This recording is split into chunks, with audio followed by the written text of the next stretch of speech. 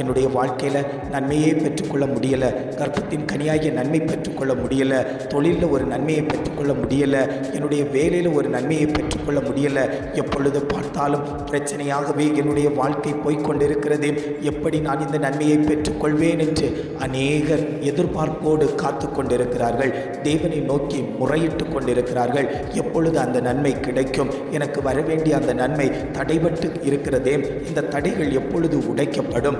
எப்பொழுது என்னுடைய நன்மையை நான் கையில் பெற்றுக்கொள்வேன் என்று அநேக தேவ சமூகத்தை பார்த்து கொண்டிருக்கிறீர்கள் அல்லவோ?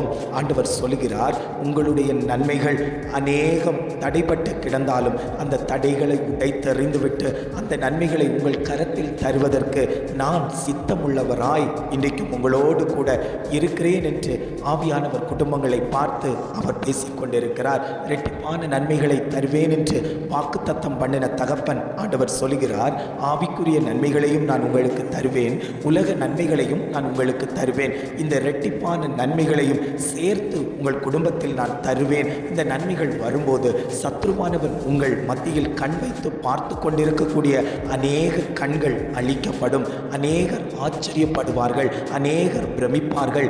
எப்படி இருந்த குடும்பம் இப்படி உயர்வாய் மாற்றப்பட்டிருக்கிறதே, நாம் இவர்களை என்னவோ என்று நினைத்தோம், ஆனால் இவர்களை கர்த்தர் உயர்த்தி கொண்டு போகிறாரே, இவர்களுக்கு அநேக நன்மைகளை கர்த்தர் கொடுக்கிறாரே என்று அநேகர் ஆச்சரியப்படத்தக்க விதத்தில் கர்த்தர் உங்கள் வாழ்க்கையில் நன்மையை செய்வேன் என்று ஆவியானவர் திட்டமாய் தீர்மானமாய் குடும்பத்தை பார்த்து அவர் பேசிக்கொண்டிருக்கிறார்.